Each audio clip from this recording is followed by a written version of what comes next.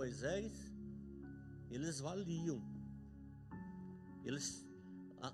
O povo tinha temor daquelas leis.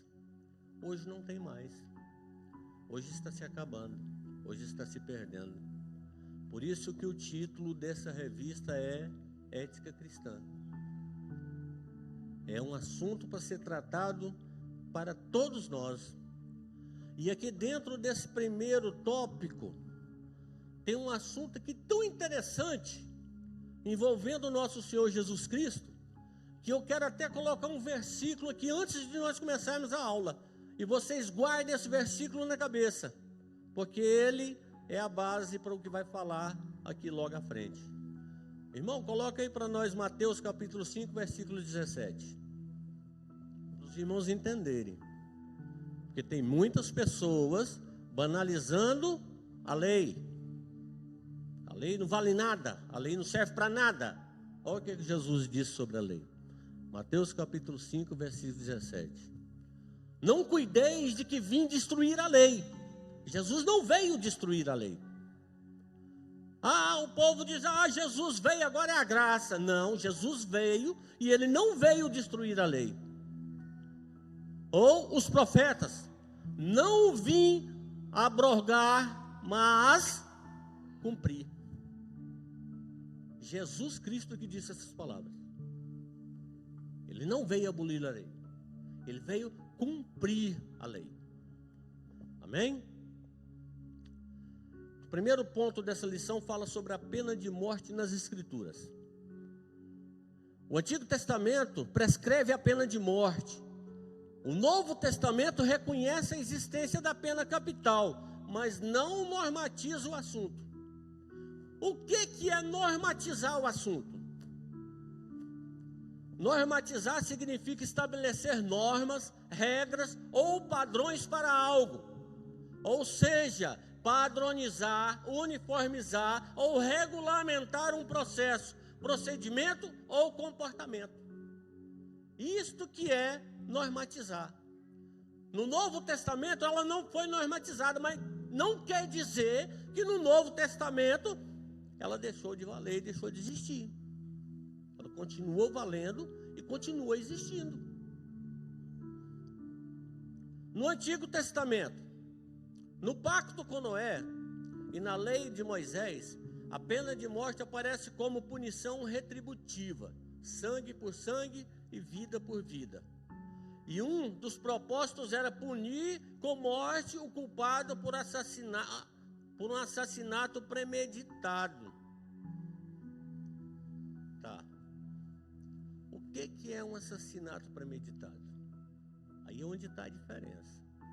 Havia uma grande diferença nessa lei. Por causa de assassinato premeditado e assassinato acidental, foi-se criado as cidades de refúgio.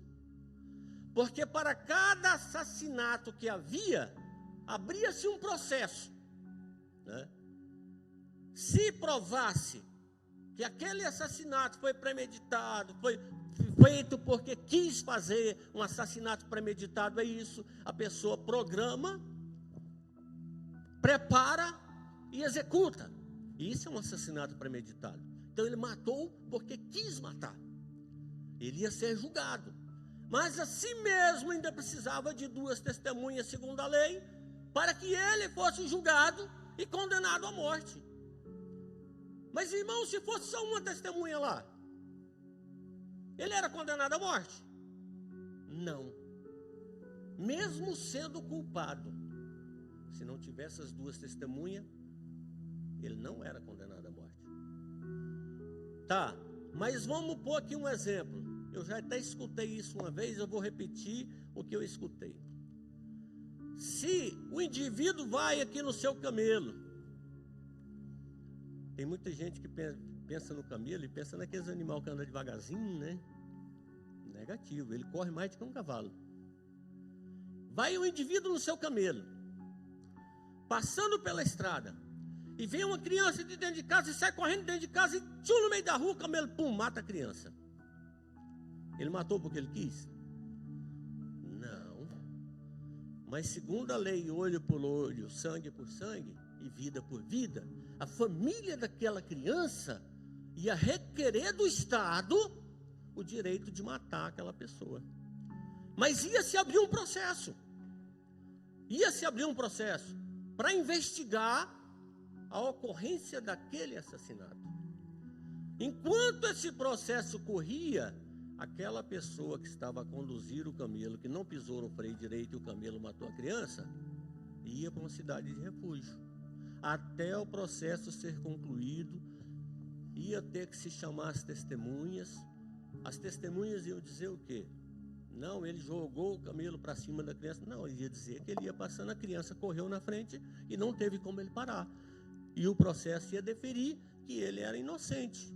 Depois que terminasse o processo, ele podia voltar para a casa dele, né? E respeitava-se a família da criança que morreu, respeitava-se o julgamento e o processo. Se eles não respeitassem, o que eles iam querer fazer? Como era o costume da época, separar uma pessoa da família e ordenar a ele: a sua tarefa é matar fulano, porque ele matou o nosso, né? Mas houve um respeito sobre a lei nessa posição. Isto no Antigo Testamento. O Antigo Testamento que está dizendo isso. Eles estavam aqui, que essa prescrição não contraria o 6º mandamento, pois o verbo hatzá, presente na expressão não matarás, significa não assassinarás. Isso proíbe efetivamente o homicídio doloso ou qualificado. Então, o indivíduo era proibido de matar. E quando alguém matava, a lei exigia que então fizesse justiça. Para o devido processo legal, ao menos 2 testemunhas eram requeridas para a efetivação do processo. Deuteronômio capítulo 17, versículo 6, está falando lá sobre esse assunto, sobre as duas, tinha que ter as 2 testemunhas. Assim, a morte do homicida era vista como justiça contra a impunidade. Porém, havia exceção. Quando havia uma exceção. Aqui vai falar do pecado do rei Davi. Aqui no ponto da lição está falando do pecado do rei Davi. A exceção que o comentarista colocou aqui foi quando Davi adulterou e premeditou a morte de Urias, e a pena não foi aplicada ao monarca. O assassinato de Davi foi acidental? Vamos olhar pela história que nós conhecemos. Davi mandou somente Urias para a morte?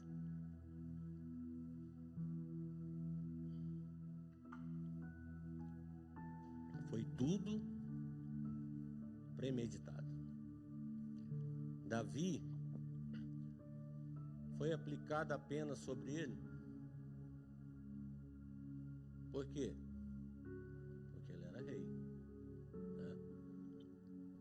Neste caso, Deus tratou pessoalmente do pecado do rei. Deus que tratou do pecado dele. Deus que trouxe o peso da punição sobre a vida de Davi. E como nós conhecemos a história de Davi, sabemos que o peso da punição de Deus na vida de Davi durou o resto da vida dele.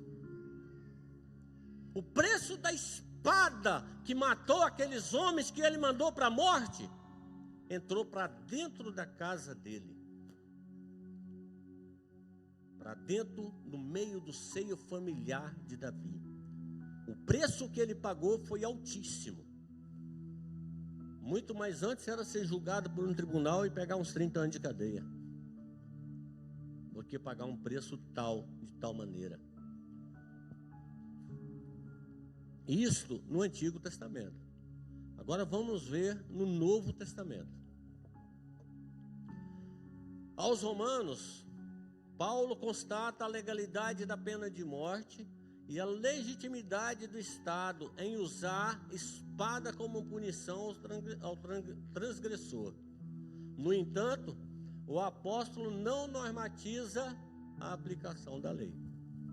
O próprio Paulo, o doutor Paulo, estudado, ele não normatizou, ele não criou regras para que essa pena, como essa pena de morte poderia ser executada. Nós vivemos na Europa, o país de Portugal, ela não aplica a pena de morte. Já os Estados Unidos aplica a pena de morte e vários países aplicam a pena de morte. Mas há um processo legal muito complexo que envolve para se chegar à pena de morte. Para se verificar se aquela vida, o sangue dela não vai ser cobrado da mão de ninguém.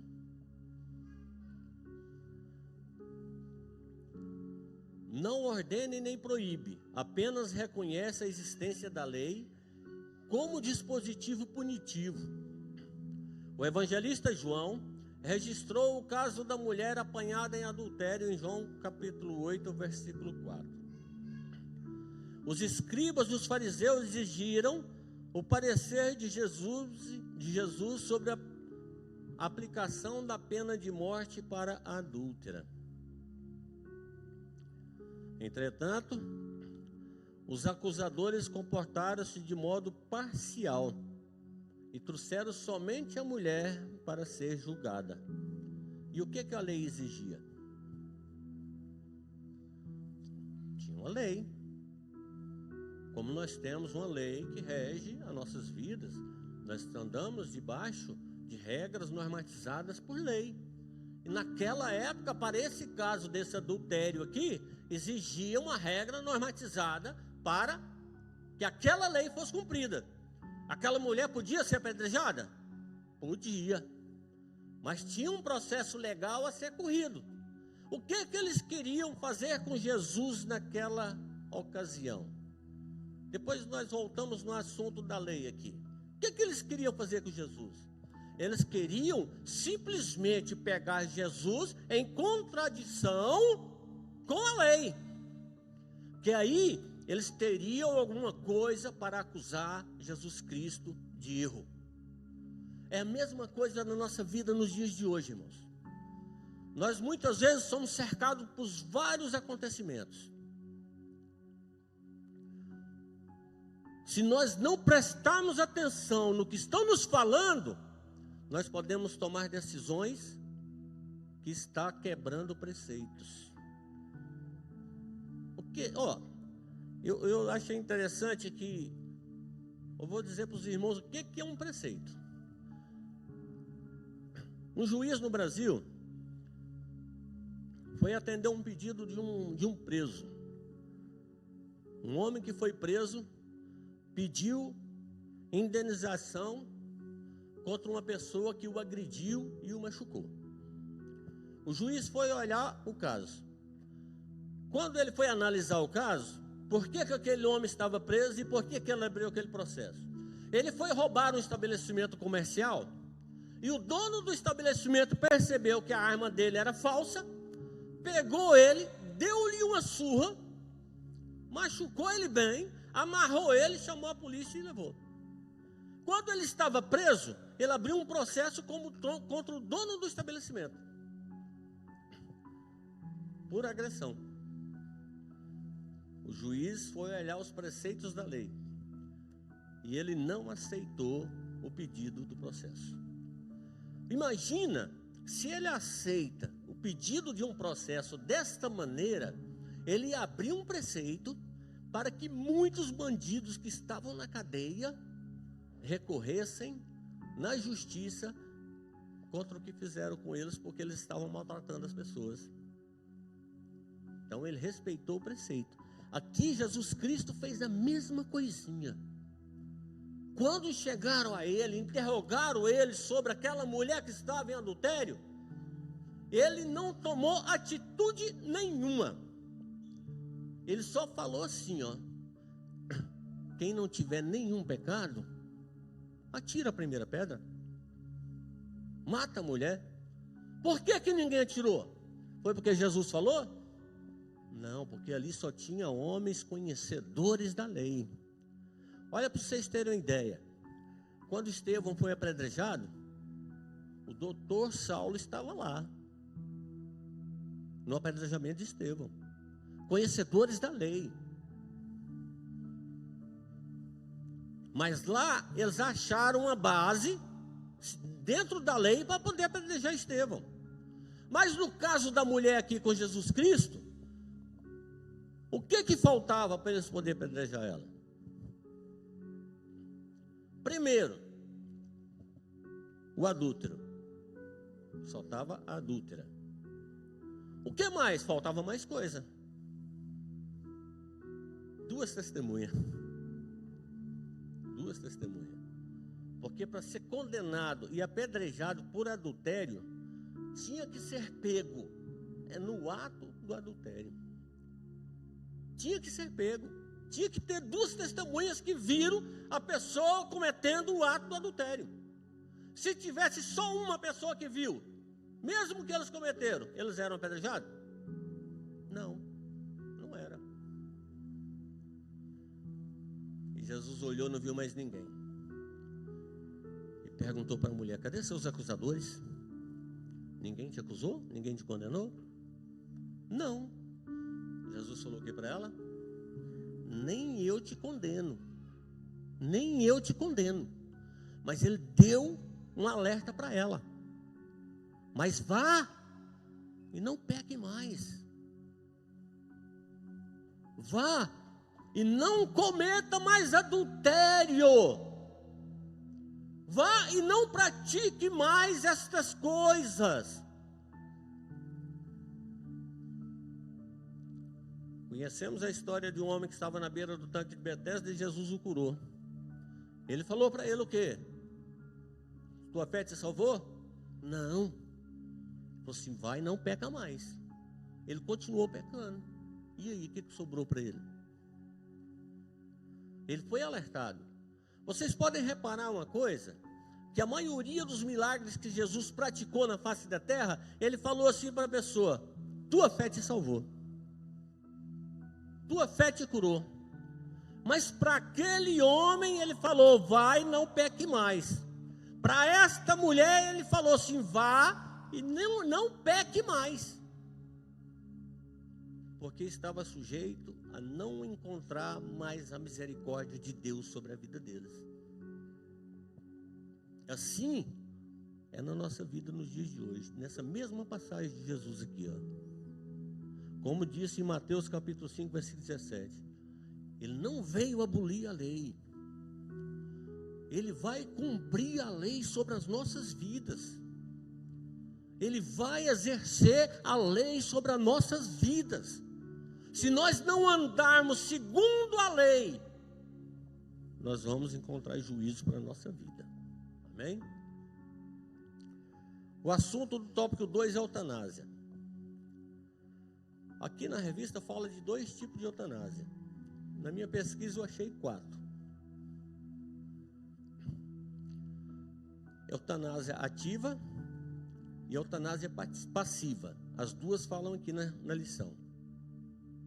E eu encontrei eutanásia ilegal e eutanásia desconhecida, de fatos desconhecidos.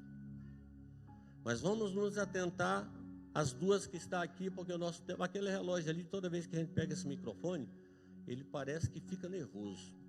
Eu acho que é o Denilson que fica mexendo lá naquele ponteiro dele assim, ó. Conceito de eutanásia. Etimologicamente, a palavra eutanásia tem origem em 2 termos gregos, e com significados de boa ou fácil. Thanatos, que significa morte.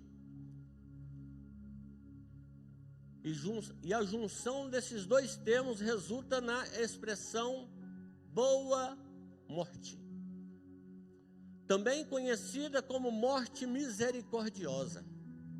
Oh, glória, em cada nome que eles querem dar para as coisas que não é boa, né? Morte misericordiosa. Aí a pessoa chega perto e diz: nossa, mas a minha vida tá tão ruim, peraí que eu vou te matar para ela ficar boa, né? Morte misericordiosa. Melhorar a vida da pessoa. O vocábulo foi inicialmente usado pelo filósofo inglês Francis Bacon. No sentido técnico, eutanásia significa antecipar ou acelerar a morte de pacientes em estágio terminal ou que estejam padecendo de dores intensas em consequência de alguma doença incurável.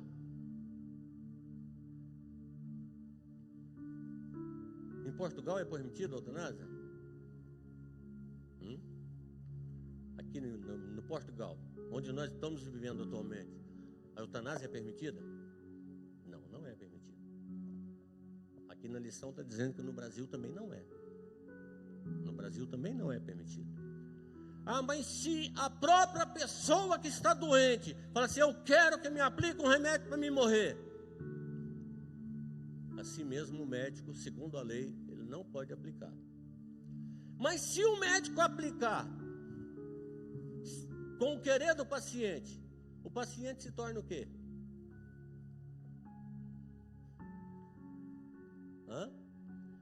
Um suicida. Ele se suicidou. Simplesmente se suicidou.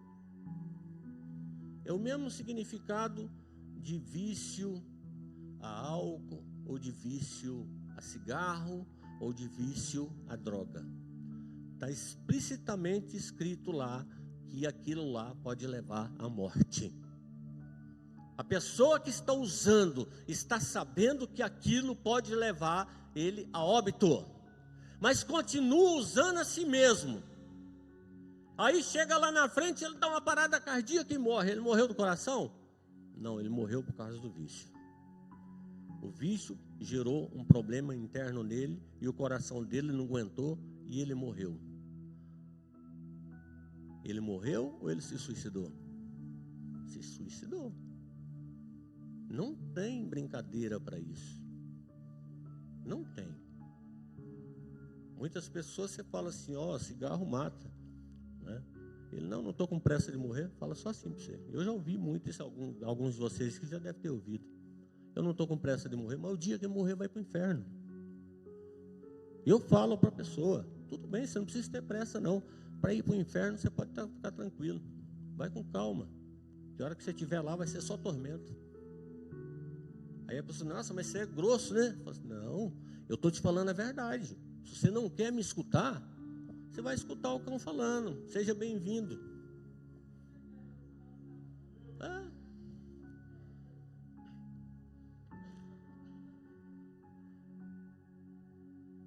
É o ato de matar o doente para não prolongar o grave quadro de seu sofrimento e de seus familiares. As formas usadas podem ser classificadas em eutanásia passiva ou ativa. A primeira consiste em desligar as máquinas e aparelhos que mantêm o paciente vivo, e a segunda requer a aplicação de qualquer droga que possa acelerar o processo da morte. Se isso for feito sem o consentimento do doente, quem fez está cometendo assassinato. Quem se for com o consentimento do doente, o doente está cometendo homicídio. As implicações da eutanásia. A prática da eutanásia tem implicações de ordem legal, moral e ética. Nos aspectos legais, a Constituição brasileira assegura a inviolabilidade do direito da vida. Assim, a eutanásia é tipificada como crime no Código Penal brasileiro. O que eu acabei de dizer agora, quem faz a eutanásia sem o consentimento do doente está cometendo assassinato. Isso nós já vimos reportagens e muitas reportagens de médicos praticando a eutanásia em nome de um bem melhor. Mas ele estava cometendo sim assassinatos. Não vamos mudar o que a lei nos ensinou. Aqui na lição vai falar bem claro. Quem tem direito de tirar a vida é só quem deu a vida. Quem nos deu a nossa vida? Foi Deus. O dia que Ele achar que nós cumprimos o propósito dEle aqui na terra, Ele mesmo vai nos tirar daqui. Nós não podemos querer acelerar o processo, porque nós estamos quebrando normas da lei de Deus sobre as nossas vidas.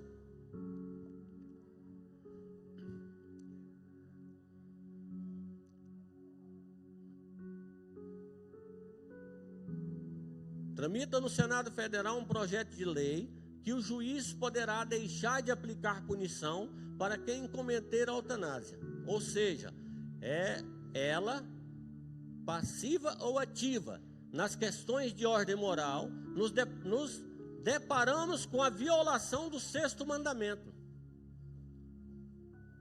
Qual que é o 6º mandamento? Não matarás. O 6º mandamento da lei de Deus diz que nós não podemos matar ninguém. Agora, em nome de uma boa situação, de uma boa morte, nós vamos cometer o assassinato? Não podemos. É moralmente e espiritualmente ilegal. Enquanto a eutanásia é constituída pelo paciente, sugere o problema do pecado de suicídio. Pergunta-se ainda, a quem mais interessa a eutanásia? Aqui é um ponto interessante. Por que a eutanásia é tão sugerida nos departamentos médicos e nos departamentos de justiça? É por questões humanitárias? Está aqui na revista. É por questões humanitárias ou por questões financeiras? Porque manter uma pessoa viva sobre aparelhos despende de um custo muito alto. Então, quem tem mais interesse de acabar com aqueles gastos? O doente ou quem está tratando do doente? A família ou quem está ou o doente que está lá na cama que não tem mais como fazer nada? Em muitos casos, a família que desembolsa tudo, a família que paga tudo. Quando é pelo Estado, nós temos que estar sempre de orelha em pé. Porque nós estamos lá, não tem ninguém para nos defender, né? Eu não sei quem está aplicando remédio em mim, eu não sei que remédio que está aplicando. Houve uma reação alérgica ao medicamento que o paciente tomou e ele veio a óbito, né? Para não se chamar eutanásia, né? Mas quando a família está pagando, eles vão olhar. Não é os remédios que estão aplicando. Eles vão olhar, é o que está saindo da conta. Para ver se é viável manter a pessoa viva ou se é melhor, por causa de contas econômicas, se resolver logo aquele problema. Agora, se você é o familiar que está mantendo uma pessoa viva no hospital e você toma uma decisão dessa de suspender o tratamento, o que você acabou de fazer? As indagações éticas podem ser assim, resumidas.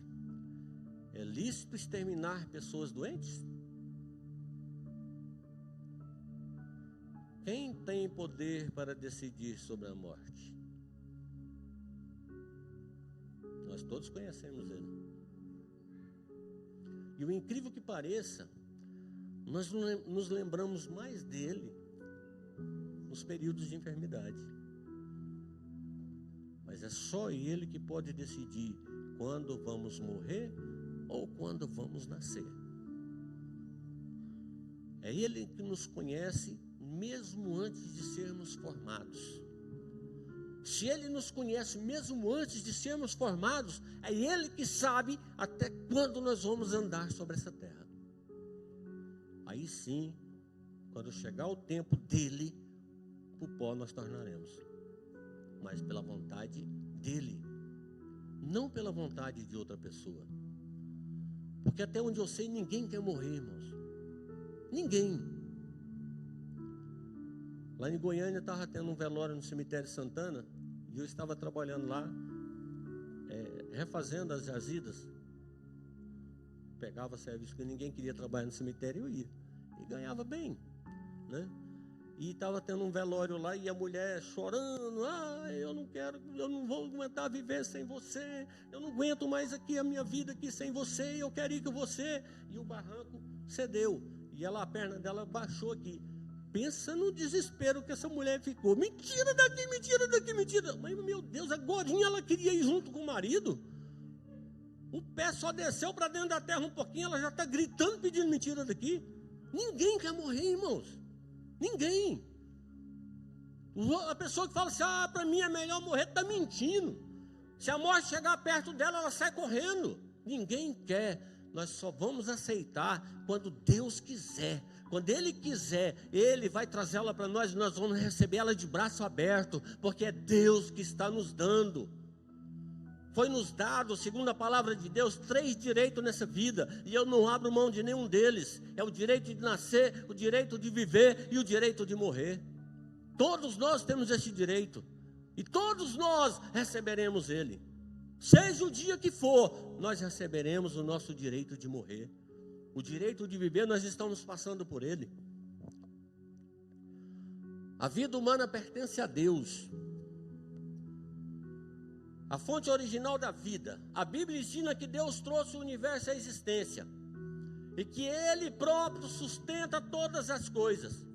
Deus não criou somente a matéria, mas criou também toda espécie de seres vivos, bem como o ser humano. A humanidade, como obra-prima, é uma criação especial e distinta.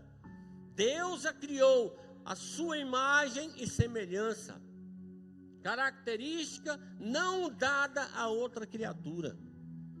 Somente o ser humano foi criado à imagem e à semelhança de Deus.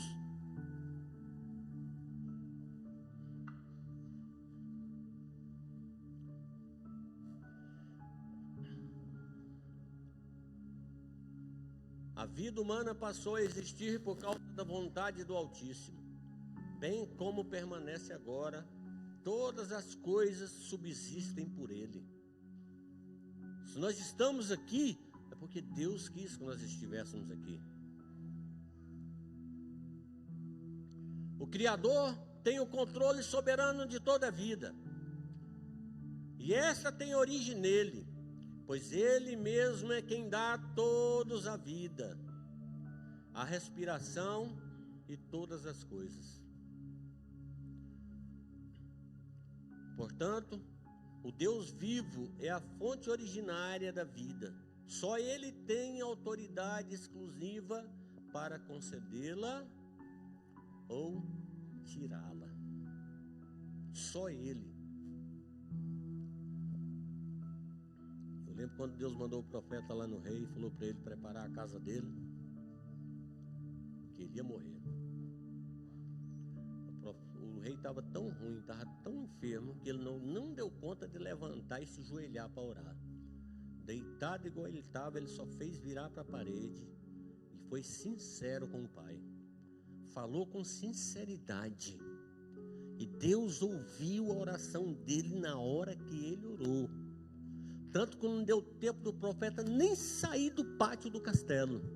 Teve que voltar lá e dar o anúncio de Deus para ele, que Deus estava dando mais 15 anos de vida para ele. Irmãos, quando nós vamos falar com o dono da vida, nós temos que ser sinceros, claros, falar de verdade aquilo que estamos sentindo. Eu já contei um testemunho aqui para os irmãos. Eu estava trabalhando, fazendo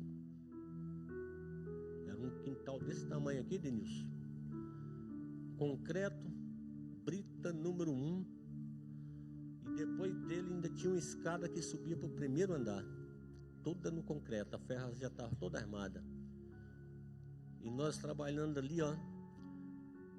no último dia que nós estávamos nesse concreto, nós trabalhamos até 10 horas da noite, porque tinha que terminar, concreto feito à mão. E eu chegava em casa tão moído que eu nem via eu deitando na cama, só via a hora que o celular despertava para me levantar e trabalhar.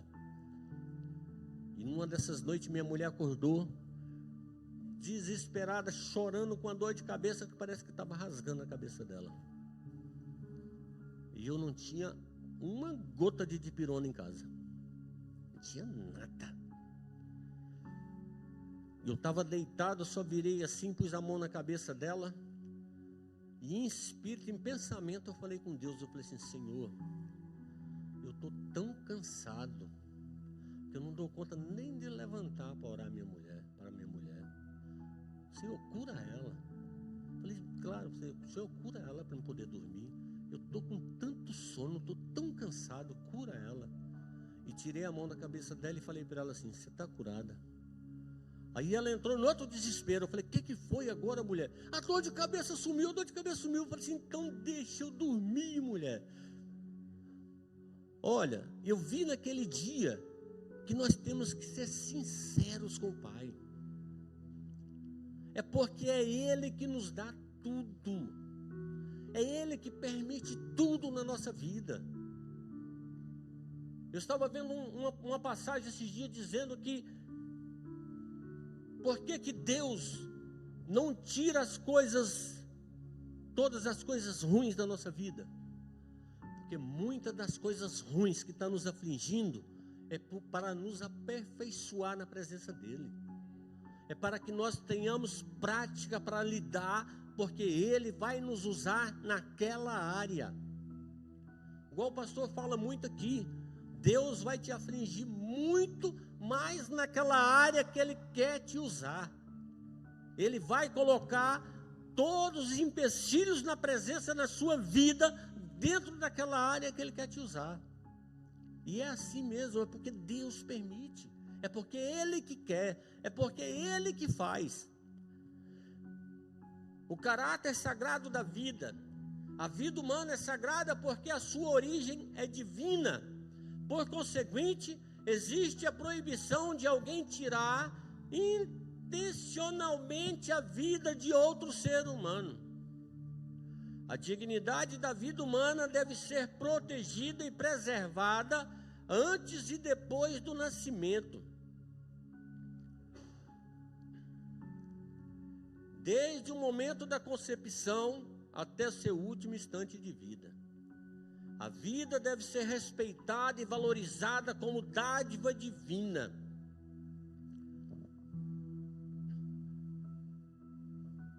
Você tem respeitado a vida do seu próximo? Ou você tem tentado matá-lo? Aqui nessa lição nós estamos falando de vida carnal. E quantas vezes a gente se deixa afastar de Deus e aproximar do maligno e matar pessoas espiritualmente. Deus está vendo tudo. Vocês já pararam para perceber que com a simples palavra nós podemos tirar uma pessoa dos caminhos do Senhor? Isso não é uma maneira de matar? Você já imaginou que por causa de uma palavra, você vê uma pessoa perder a salvação dela, porque você não teve controle sobre a sua língua? Vocês já pensaram nisso? Nós passamos por aflições todos os dias, irmãos. Nós passamos por momentos que nos afligem todos os dias. E todos os dias nós somos testados a provar a Deus a nossa obediência a Ele. Essa lição está falando de ética cristã, não está falando de ética secular. Hoje em dia, a arma mais usada para se matar é a nossa própria língua. Se nós não vigiarmos com esse membro tão pequenino, como a Bíblia fala, que pode incendiar uma floresta gigantesca, nós vamos estar matando espiritualmente as pessoas. E Deus está vendo tudo. Deus está enxergando tudo.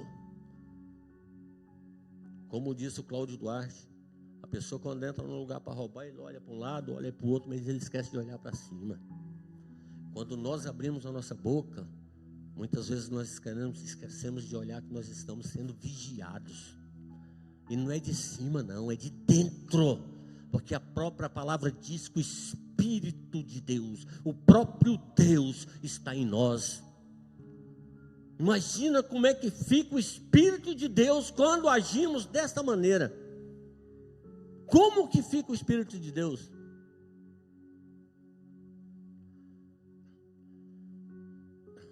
Pastor Abraham, que é um exemplo interessante. Quando alguém fala mal de alguém para ele, vamos orar por ele um pouquinho? Vamos orar um pouco? Vamos dar um tempinho para ele. Ele deve estar passando por uma fase difícil. Ele nunca traz um julgamento precipitado sobre a vida de ninguém. E é assim que nós temos que ser. Mas infelizmente, quando eu penso em fazer o bem, o mal eu já fiz. O próprio apóstolo Paulo, o bem que eu quero fazer eu não posso fazer, eu não consigo fazer, mas o mal eu faço de imediato. No caso de alguma enfermidade, o paciente tem o direito de receber tratamento adequado, tanto na busca da cura como no alívio de suas dores. Procedimentos dolorosos e ineficazes podem ser evitados a fim de resguardar a dignidade humana. Porém, exterminar a vida é uma afronta ao príncipe da vida. Ele disse: não matarás. Se a vida é sagrada por ocasião da concepção, logo não poderá deixar de sê-la em detrimento no seu derradeiro dia. Buscar a morte como alívio para o sofrimento é decisão condenada nas Escrituras. Aí aqui vai dar um exemplo, Jó.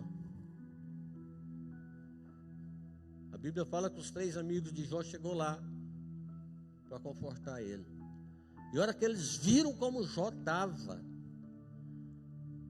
eles ficaram 7 dias sem falar nada com ele.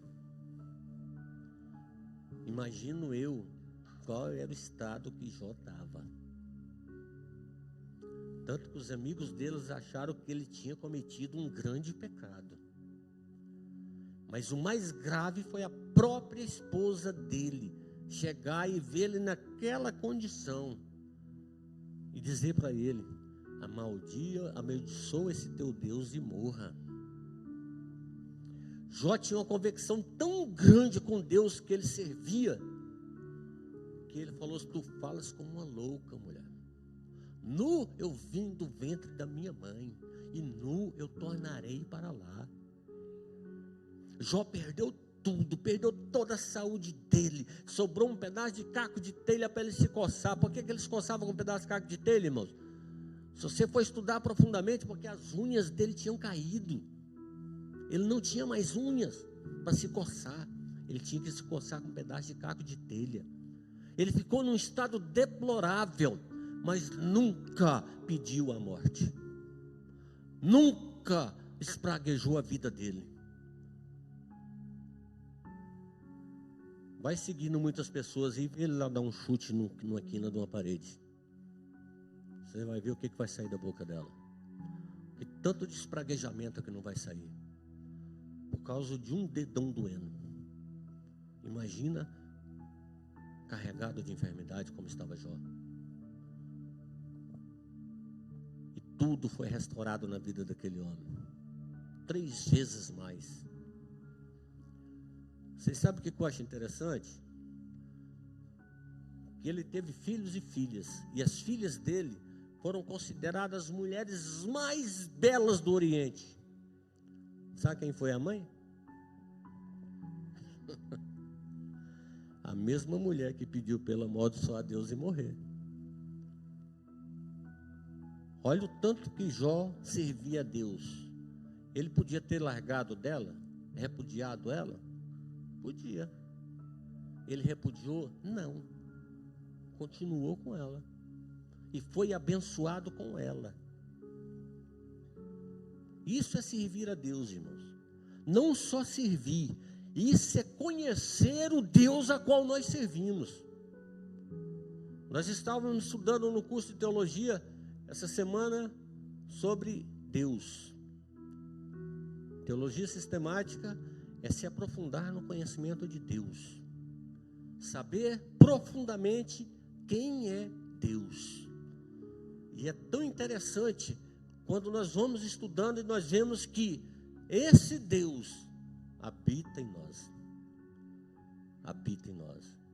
Deus, Ele é um ser tão grande que tem o planeta Terra como estrado para os seus pés. E a Bíblia diz que quando o nosso coração está contrito, ali Deus habita. É tão interessante, tão maravilhoso de perceber a grandeza das coisas, que nós ficamos maravilhados de o que é Deus na nossa vida, para nós pensarmos em tirar a vida de alguém. Eu acho incrível que no Brasil, e aqui em Portugal também, o aborto voluntário é permitido.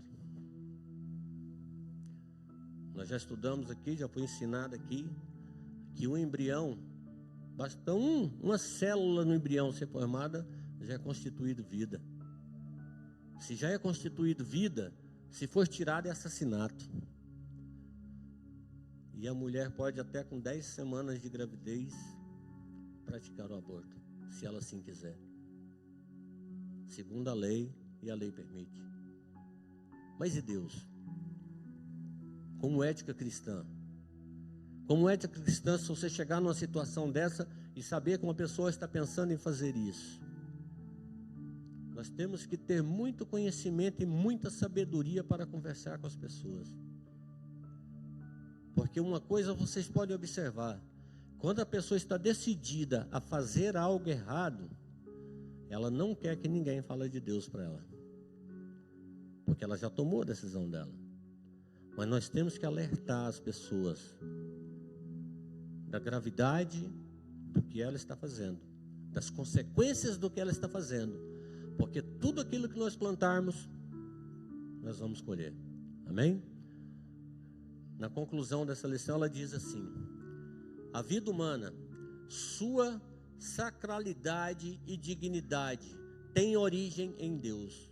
Atentar contra esse dom divino e colocar-se contra a soberania de Deus, o autor da vida, o poder absoluto sobre a vida e a morte, pertence a Deus.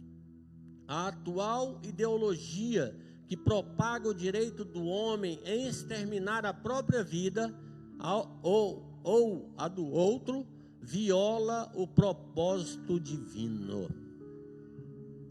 Amém?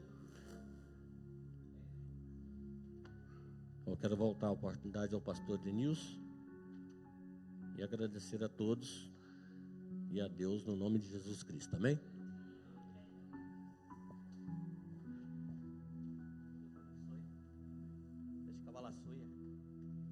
Amém, irmãos? Os irmãos estão acordados? Amém?